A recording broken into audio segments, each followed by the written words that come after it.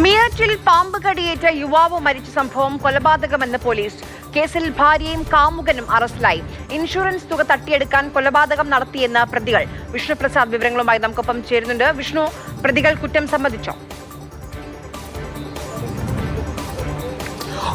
ഇതിന് വെള്ളിയാഴ്ചയായിരുന്നു മീററ്റിലെ ഒരു സ്വകാര്യ സ്കൂൾ നടത്തിപ്പുകാരനായിരുന്ന അതുൽ പൻവാർ എന്ന് പറയുന്ന 36-കാരനെ പാമ്പ് കടിയേറ്റ നിലയിൽ ആശുപത്രിയിൽ പ്രവേശിപ്പിക്കുന്നത്. ഇയാളുടെ മരണം പിന്നീട് സ്ഥിരീകരിക്കുകയും ചെയ്തു. ആദ്യഘട്ടത്തിൽ സ്വാഭാവിക മരണമെന്ന് കരുതിയെങ്കിലും പിന്നീട് ഈ ഭാര്യയായ ദാമിനി എന്ന് പറയുന്ന യുവതിയുടെ ഫോൺ പരിശോധിച്ചതിൽ നിന്നാണ് നിർണായക വിവരങ്ങൾ ലഭിച്ചത്.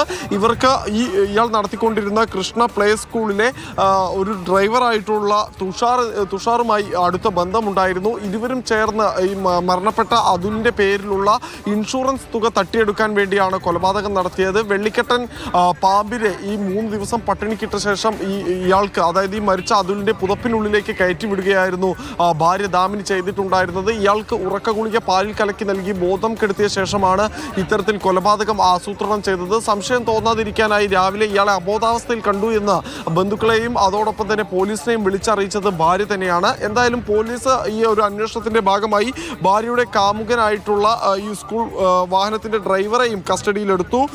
ഈ തുഷാറിന്റെ ഫോണിൽ നിന്നാണ് ഒരു പെട്ടിയിൽ അടച്ച നിലയിൽ പാമ്പിന്റെ ചിത്രങ്ങൾ കണ്ടെത്തിയത്. തുടർന്ന് നടത്തിയ ചോദ്യം ചെയ്യലിലാണ് കുറ്റകൃത്യം ഇയാൾ സമ്മതിച്ചത്. 2 പാമ്പാട്ടികളിൽ നിന്ന് 15,000 രൂപയ്ക്ക്, സോനുകുമാർ, ഉദയകുമാർ എന്നീ പാമ്പാട്ടികളിൽ നിന്ന് 15,000 രൂപയ്ക്കാണ് ഇയാൾ വെള്ളിക്കെട്ടനെ വാങ്ങിയത്. ഇതിനായുള്ള പണം നൽകിയത് ദാമിനിയാണ്.